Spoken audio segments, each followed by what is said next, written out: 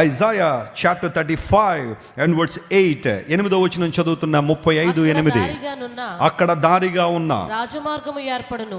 రాజమార్గం ఏర్పడుతుంది. పరిశుద్ధ మార్గం అనబడును. అది ఏ మార్గం ఇదే? అందరూ చెప్పాలి, ఏ మార్గం ఇదే? పరిశుద్ధ మార్గం అనబడును. అది అపవిత్రులు పోకూడదు. అది అపవిత్రులు నడవని మార్గము. అది మార్గమున పోవువారికి, అది మార్గమున పోవువారికి ఏర్పరచబడును. బా, ఎంత బాగుందండి ఇది. ఇదట పరిశుద్ధ మార్గము, ఆ తర్వాత రాజమార్గము, అపవిత్రులు నడవని మార్గం అట. కానీ ఇది ఎవరికి ఏర్పడుతుందట? మార్గమును పోవాలని నిర్ణయించుకున్న వారికి. స్తోత్రం చెప్పండి, హల్లెలూయా.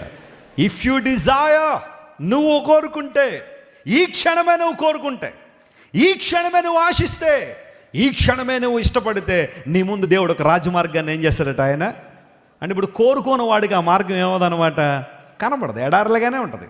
నీ మార్గం అంతా ప్రయాసతోనే, ముళ్ళతోనే, రాళ్లతోనే ఆ మార్గం ఉంటుందేమో. కానీ ఎవరైతే పోవాలని ఆ మార్గంలో నడవాలని నిర్ణయించుకుంటారో, ఆ నిర్ణయించుకున్న క్షణమే నీ జీవితంలో ఏమవుతుంది? ఆ మార్గం ఏర్పడుతుంది. దేవునికి మహిమ కలుగును గాక. హల్లెలూయా. 3 లైన్లను దానిలో నడుచుచు త్రోవ తప్పక ఉంటారు. ఒకప్పుడు మూడులుగా దుర్మార్గులుగా ఉన్నవారందరూ కూడా మార్పు చెంది ఇకపై దేవుని మార్గంలో నడిచే అనుభవాలు అక్కడ ఉన్నాయి. షమ్గరు దినములలో ఎంత బాగుందో చూసారా మాట. రాజమార్గం ఎడారిలా మార్చాలని ఫిలిస్తీన్లు ప్రయత్నం చేస్తే ఆ ఫిలిస్తీన్లు జయించాడు షమ్గరు. ఇప్పుడు రాజమార్గం ఏర్పడింది. ఇది పరిశుద్ధ మార్గము, పాపులు నడవని మార్గము, అపవిత్రుల దగ్గరికి రాని మార్గము. ఈ మార్గం ఎవరైతే నడవాలనుకుంటారో వారి కోసం తెరవబడే మార్గం. This is your way, this is God's way. ఇది దేవుడు నీ కొరకు సిద్ధపరిచిన ఈ మార్గం. దీనిలో నడవాలని కోరుతున్నావా? ఫిలిస్తీన్ల ప్రభావం తగ్గితే రాజమార్గం డెవలప్ అవుద్ది. స్తోత్రం చెప్పండి, హల్లెలూయా. మీరు ఎంతమంది ఆశిస్తున్నారు రాజమార్గంలో నడవాలని? ఉదయకాల్సిన ప్రైజ్ ది లార్డ్. ఒకటి, రాజమార్గం మీ జీవితంలో విశాలపరచబడాలంటే ఫిలిస్తీన్ల ప్రాబల్యం ఏమవ్వాలా? తగ్గాలి. అది ప్రభు అని యేసుక్రీస్తు ద్వారా మాత్రమే సాధ్యము. ప్రభువుకు చోటు ఇవ్వడం వల్ల, క్రీస్తు మార్గములో నడవాలను ఆశించగలిగితే God will make a way for you. ఆయన నీ కోసం మార్గాన్ని ఏర్పాటు చేస్తాడు.